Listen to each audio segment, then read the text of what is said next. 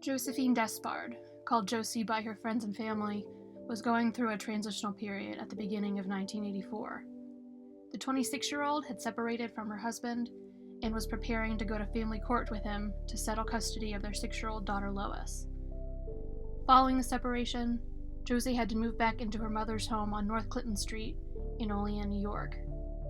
While this was a setback for Josie, it was not a completely upsetting turn of events. She and her mother, Lois Catone, were very close, as evidenced by the fact that Josie had named her daughter in honor of her mother. The oldest of 7 children, Josie was very close with her siblings as well.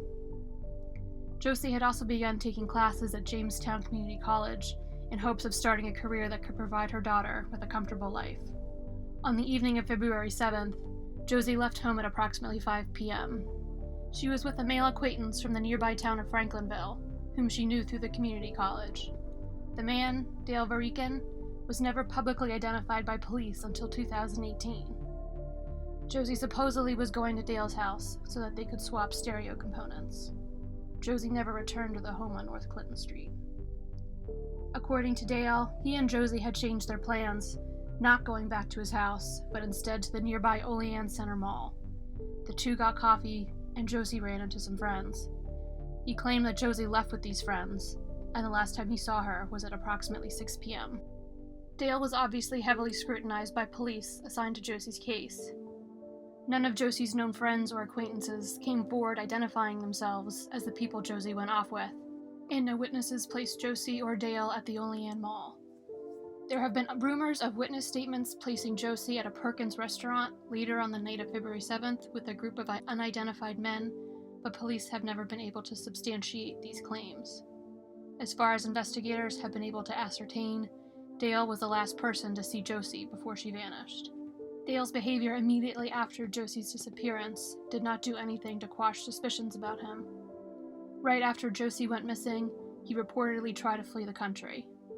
He was stopped at the Canadian border and charged with a parole violation and marijuana possession. He was then sent back to the United States. Dale committed suicide a few months later, in October of 1984. Dale's suicide was a setback in the investigation into Josie's disappearance. While they had no proof that he had harmed Josie, both his behavior at the time of her disappearance and his background made him a person of interest to police. In 1981, Dale had been sentenced to 2 to 6 years in prison for 2 sexual assaults that took place in 1979. One of the victims was just 14 years old. Varican received credit towards his sentence for the 6 months he had spent in county jail while the charges were pending. The remainder of the time he had been in custody had been spent in a mental health facility following a suicide attempt in his cell, and that time was not eligible to be used as time served. Despite these mental health issues, a psychiatrist who evaluated Dale testified at the 1981 trial that he had been able to distinguish between right and wrong at the time of the attack on the 14-year-old. It has been speculated that Dale's history of mental health problems was the reason police did not release his identity until 2018. While police remain skeptical about Dale's claims of innocence, he is not an official suspect in Josie's disappearance, and he was never charged with any crimes in relation to it. With a major avenue of inquiry cut off so soon into the investigation, Josie's case had few leads to follow. Her case remained active, but police never came closer to solving the mystery in the intervening years. That all changed in 2018. On February 7th, 2018, the 34th anniversary of Josie's disappearance, an anonymous letter arrived at the Olean Police Department. The letter, addressed to Captain Robert Blovsky and retired officers who had worked Josie's case, has never been released to the public, out of concern that doing so may jeopardize the investigation. Captain Blovsky has stated that the letter contained some information that he already knew, as well as some information that he had speculated but never been able to verify. In an attempt to get the writer of the letter to come forward, the Olean Police Department posted an appeal on their official Facebook page and received cooperation from local media. Captain Blovsky has stated that while they would like to speak with the letter writer, that person is not in any trouble. The letter itself does not implicate the writer of the letter in Josie's disappearance. Blovsky also told the local television station that the information in the letter has investigators looking for 3 other individuals, although he could not identify them publicly. Josie's brother, Dominic Catone, has also publicly expressed hope that the person who sent the letter would speak with police further. According to the Olean police, 8 or 9 people came forward with information about Josie's case as a result of the publicity garnered by the letter.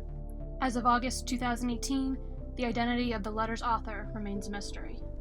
Josie's family is aware that after 34 years, it is most likely that she is no longer alive. They would, however, like to locate her body so that they can give her a proper funeral and bury her next to her beloved mother.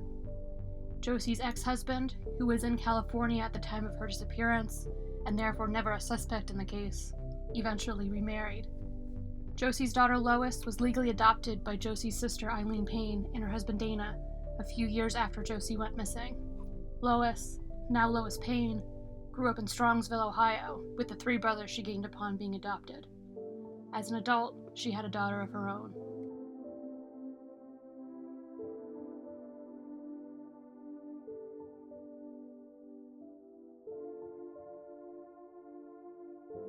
Gladys Stella Kidd was a grandmother living in Moorhead, a small town in Rowan County, Kentucky.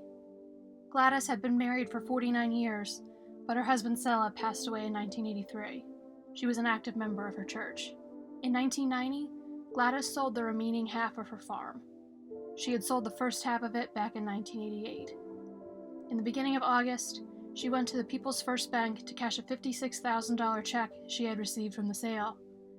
Despite warnings from the bank staff, she insisted on taking the full amount in cash. After August 6, 1990, Gladys Stella Kidd was never seen again. The only things found to be missing from Miss Kidd's home were the cash, a filing cabinet, and some clothes. She parked her car in town and left it there with the keys inside. 17 days after Miss Kidd was last seen, a letter postmarked in Lexington, Kentucky, arrived at her son's home. The letter instructed her family not to look for her and said that she would leave again if they found her and forced her to return home. While this letter seems to indicate that Miss Kidd disappeared voluntarily, it has not been determined that she wrote it willingly. Miss Kidd's family believes that she was the victim of foul play and that she had been forced by her killer to write the letter.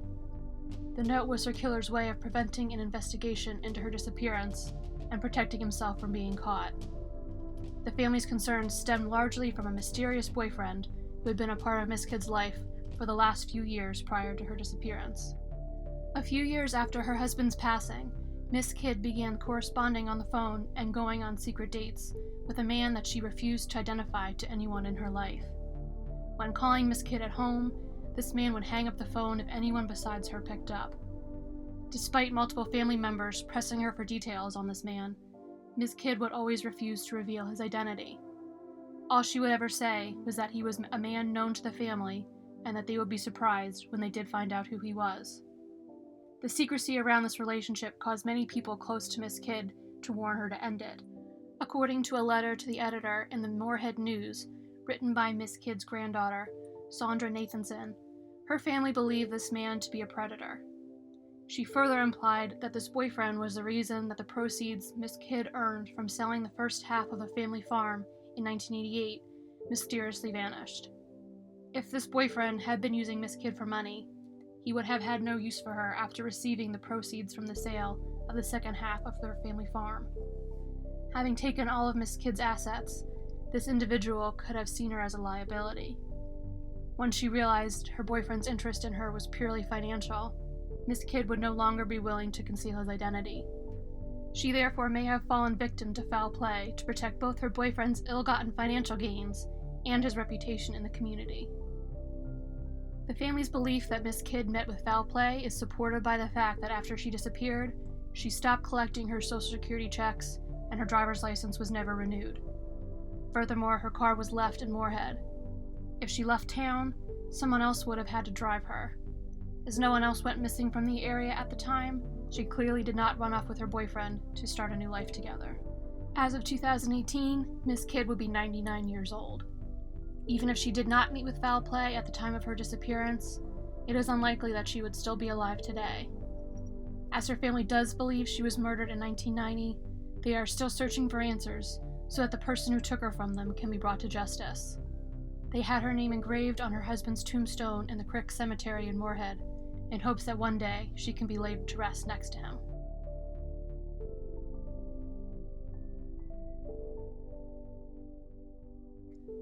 Jaliek Rainwalker's life was an uphill battle from the very beginning.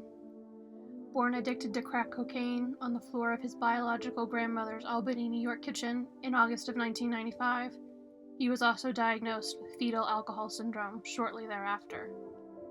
As a result, he was removed from his biological mother and placed into foster care 2 days after his birth. Jaliek spent the first several years of his life going from foster home to foster home. After living in 5 different homes, he was lucky enough to eventually be placed with Jody and Larry Schoen at age 3. The couple cared for Jaliek for 4 years and had plans for adopting him. However, Jaliek's difficult beginnings would derail this bright future. Jaliek had been diagnosed with reactive attachment disorder, a condition that can develop in children whose emotional and physical needs were not met early on in their development. The condition can have a wide range of psychological and emotional symptoms. Broadly speaking, children with this disorder cannot properly accept affection once they are finally given it.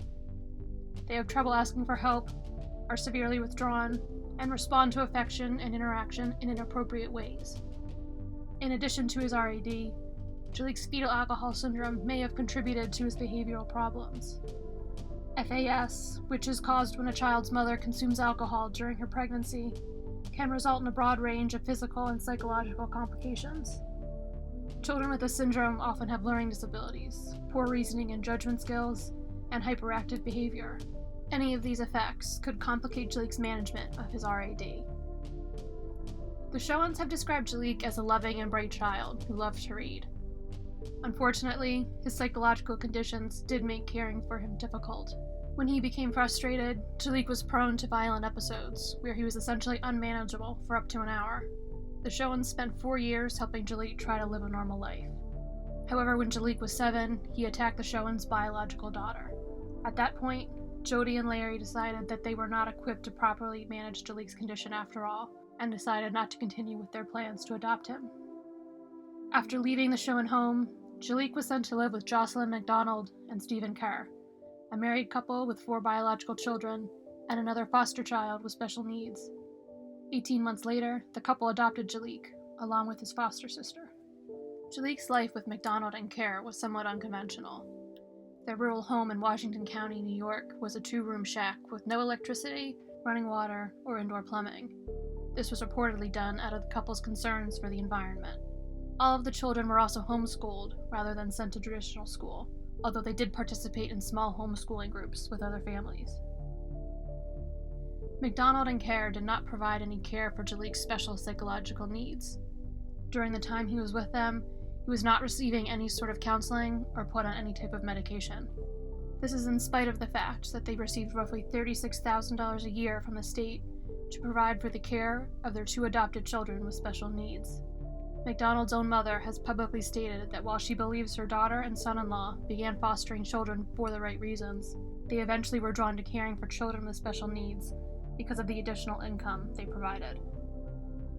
Jaliek's problems again came to a head in October of 2007, when he reportedly threatened a small child in the homeschooling group he and his siblings attended. The young boy had been pestering Jaliek, who had not been able to properly express his frustration, and had instead lashed out with a threat of physical violence. Following this incident, Jocelyn McDonald no longer wanted Jaliek in her home. Therefore, on October 23rd of 2007, Stephen Kerr called a crisis hotline. He told the caseworker he spoke to that Jaliek was unmanageable and that he wanted to reverse the adoption. The caseworker told him that this was not possible. It in fact would have been possible to have Jaliek removed from his family, but when Stephen hung up the phone that day, he believed that he had no legal means to remove Jaliek from his home. At this point, Kerr and McDonald decided to take advantage of what is known as respite foster care.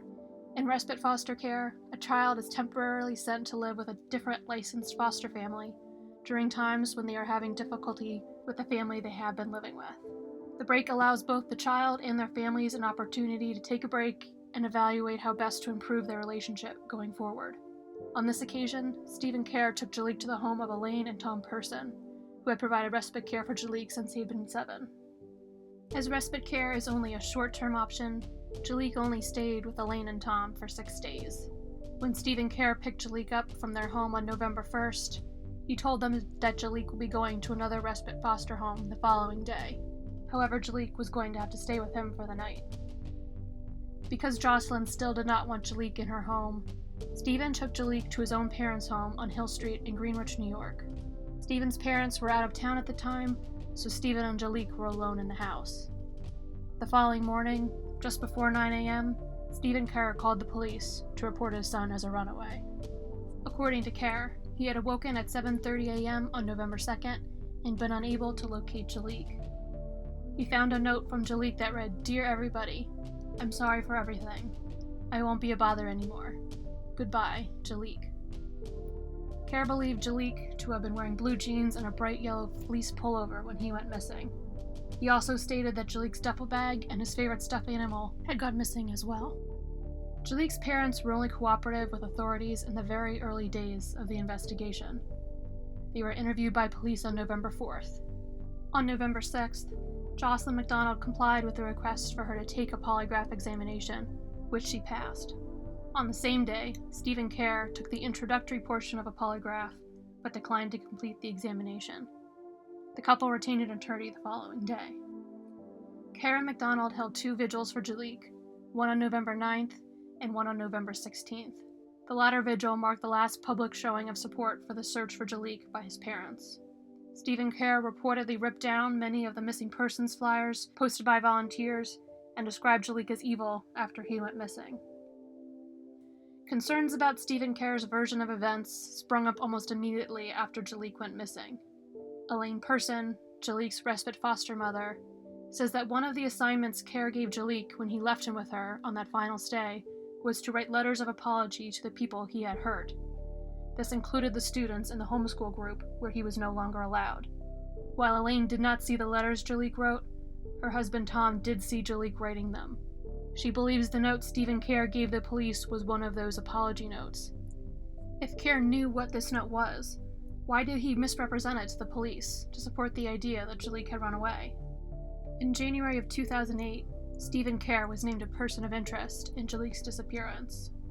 According to authorities, they had video surveillance footage showing a gold minivan, consistent with one Kerr owned, driving through Greenwich around midnight when Kerr had claimed he was sleeping.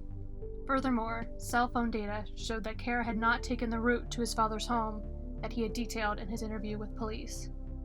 The duffel bag and stuffed animal Kerr said Jaliek had run away from home with were found inside the garage of Kerr's parents' home.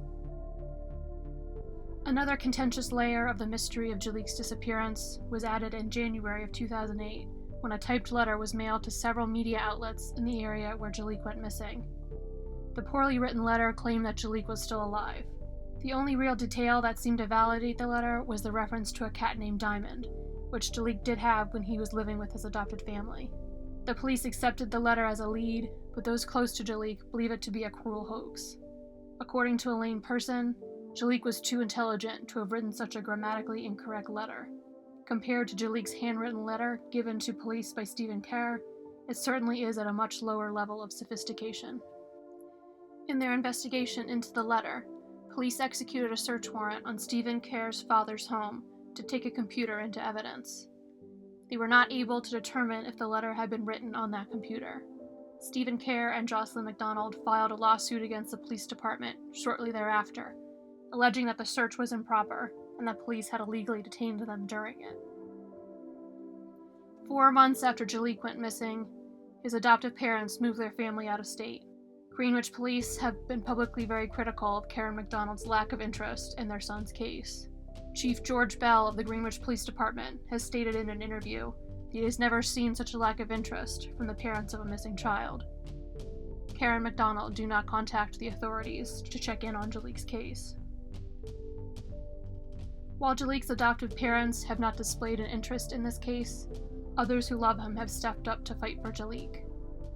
Efforts to locate Jaliek have been led largely by his adoptive maternal grandparents, Barbara Reilly and Dennis Smith. In the wake of Jaliek's disappearance, when their daughter and son-in-law stopped cooperating with authorities, Reilly and Smith attempted to gain legal custody of Jaliek so that they could expedite the investigation through their own cooperation. This move was without legal precedent in the United States and was ultimately unsuccessful. As a result of their involvement in Jaliek's case, they have become estranged from their daughter and grandchildren. Soon after Kerr and MacDonald stopped cooperating with the police, Reilly and Smith helped form a task force to facilitate the search for their grandson. Also on the task force were jaliek's former foster parents, Jody and Larry Schoen, and Tom and Elaine Person. Elaine took a leave of absence from her job managing a small nonprofit to lead the task force and focus on efforts on jaliek's behalf full-time. These efforts included searches, media outreach, and fundraising to create a reward for information in jaliek's case. While Kerr and MacDonald did initially post a $25,000 reward for jaliek's return, it decreased by $5,000 every month and therefore was gone quickly. The task force relied on activities like bake sales and spaghetti dinners to raise funds for a new reward. A local deli offered a free weekly lunch for life to the person who could claim the reward, and a local business owner donated a $250 gift card to Walmart. While this pieced together reward may not be large monetarily, the efforts made by the community to put it together are valuable beyond measure. Barbara Reilly's work on behalf of jaliek further chipped away at the validity of Stephen's account of jaliek's disappearance in July of 2008. As part of her own investigation, she decided to search the abandoned home site jaliek's family had been living in before they moved away. There, she found the yellow fleece pullover that Stephen claimed had gone missing with jaliek. Police, acting on Reilly's discovery, searched the home and removed a piece of clothing from it, although they did not disclose if it was in fact the yellow fleece. In response, Jocelyn MacDonald had her mother arrested for burglary. In 2012, state and local authorities held a press conference to announce that jaliek's case was being reclassified from a missing persons investigation to a probable child homicide. At the conference, they also finally confirmed that jaliek's yellow fleece had been recovered after he went missing, and announced that they had just performed a new search with cadaver dogs based on a tip from the public. The search was unsuccessful. jaliek's adoptive parents did not attend the press conference. Barbara Reilly and Dennis Smith instead represented their grandson. Speaking through their lawyer, Kerr and MacDonald expressed confusion at the reclassification. They still held their belief that jaliek was alive, having run away to live with a black family. Jaliek was biracial, half African American and half white, and grew up in a county that was over 90% white. He therefore had few people around him who physically resembled him. Reconciling the two halves of his racial identity probably was difficult for a young boy with no real connection to one of those halves. MacDonald and Kerr have stated that jaliek identified as black rather than biracial, and probably ran away to live with other black people. It is understandable that jaliek would seek out black role models. However, the notion that he could have made his way to a more diverse area, much less remain hidden there for so long, at his age and with no resources, is essentially incomprehensible. Upon the reclassification of jaliek's case as a probable homicide, the authorities did not name any official suspects. However, as the last person to see jaliek, and the person whose account of events has faced so many challenges, Stephen Kerr falls under a cloud of suspicion for many. This includes Barbara Reilly, who bases her concerns on Kerr's history of anger management issues, which twice necessitated therapy. She alleges to have once witnessed Kerr become so angry with jaliek that he dragged him outside of their rural home and repeatedly dumped him in a nearby creek. If Kerr were involved with the foul play that Reilly believes took her grandson from her, she does not think that it was a premeditated act, but rather an impulsive act of rage. Even though authorities believe jaliek met with foul play, there are mixed opinions as to whether anyone could be convicted in relation to his death. Locating his remains would obviously make such a conviction much easier. When a partial skull was located in the area of jaliek's disappearance in the spring of 2016, many hoped that jaliek could be laid to rest. Unfortunately, tests showed that the skull did not belong to the missing boy. A few of the investigators, who have a more complete knowledge of the case than the public, have stated to the media that they believe that there is enough evidence to successfully get a conviction in the case. However, until jaliek's remains are found, or more witnesses come forward, it is unlikely that he will receive justice.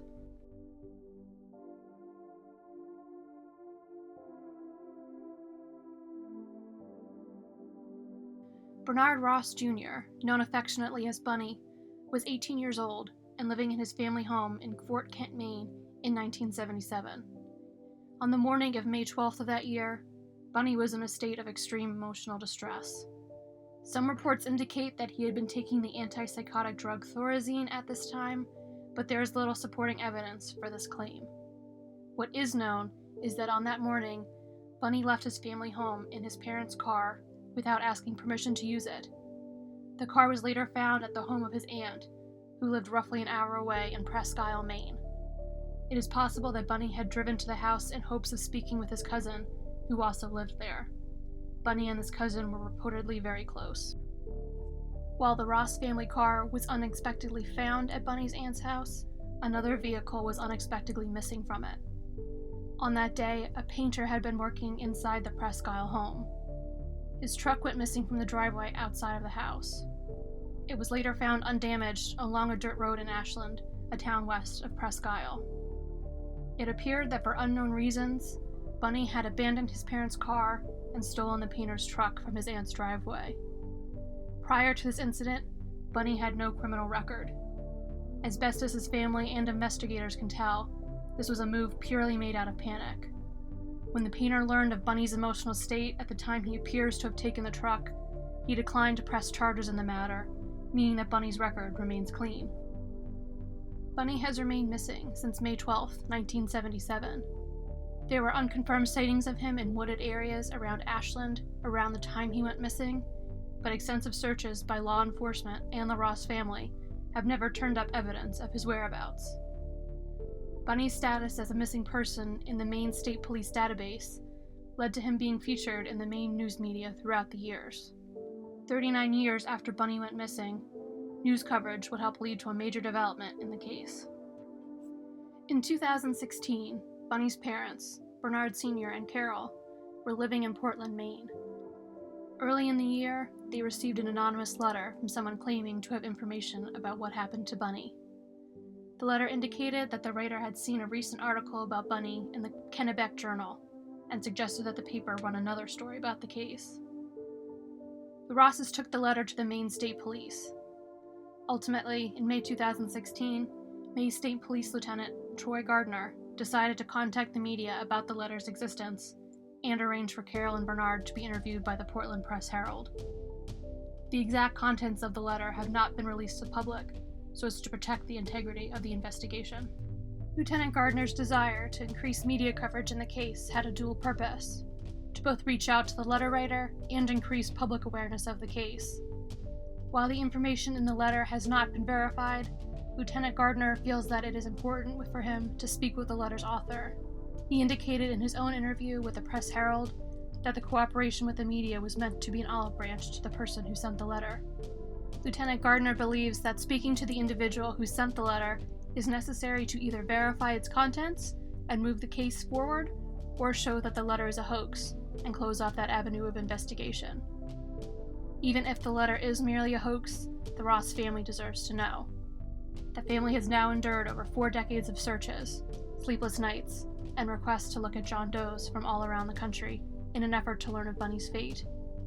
Learning if the letter is authentic or not will at least answer one of the millions of questions that must have plagued the Ross family since they lost their son all those years ago.